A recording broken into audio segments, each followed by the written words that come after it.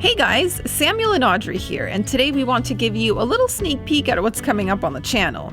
So, the very last international trip we went on before things got crazy in 2020 was a backpacking adventure in South America. 3 months, 3 countries, Argentina, Chile, and Uruguay. My dad Daniel joined us for the start of the trip, so we were the traveling trio, and together we covered quite a bit of ground, visiting new-to-us destinations plus a few old favorites. What did we get up to, you ask?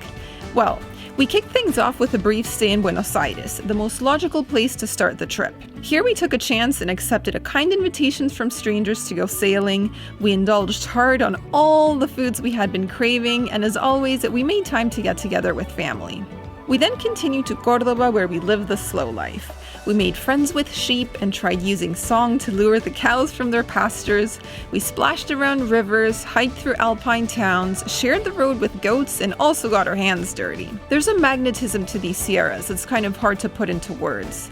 Time stands still here in the best way possible, and while it was hard to leave, there was more to see. Next up was Tucumán, where we drove up to subtropical jungles, shared the road with cows, zigzagged up mountain passes, and watched the landscape turn to desert. We drove down dirt roads in search of pre-Columbian ruins, we got friendly with a pig, uncomfortably close with a llama, and we saw lots of cacti. In Salta, we lived the good life. We wined and dined our way across Cafayate, hopping from winery to vineyard. And then in the city of Salta, we couldn't help but admire the colonial architecture in its soft pastel shades. We then continued further north to Jujuy, the northernmost province in Argentina. We saw colors we didn't know could be found in nature and played with optical illusions on the salt flats.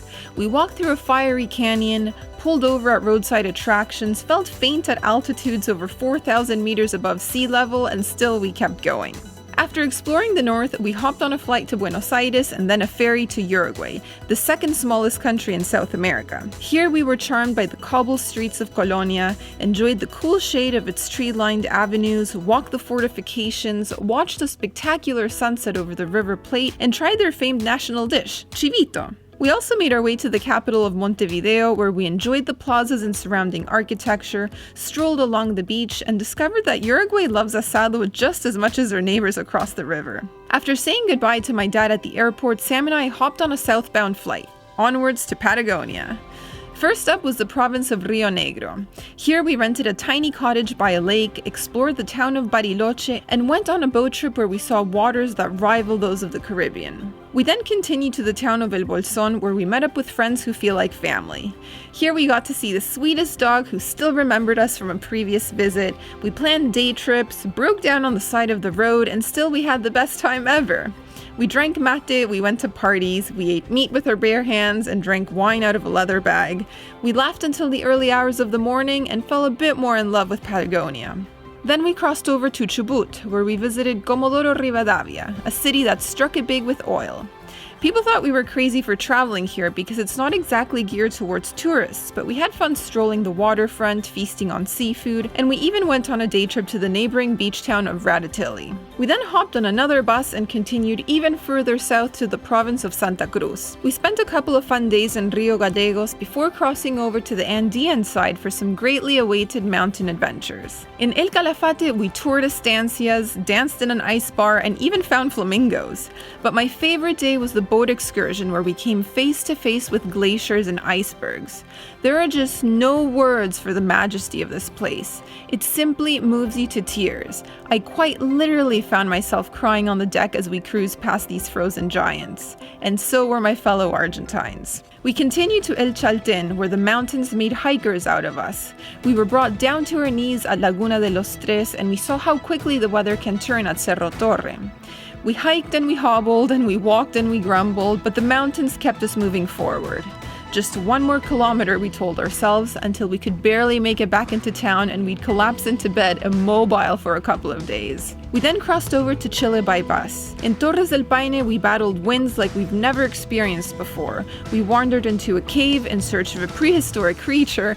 We climbed into replicas of 16th century seafaring ships and explored the town of Puerto Natales and Punta Arenas.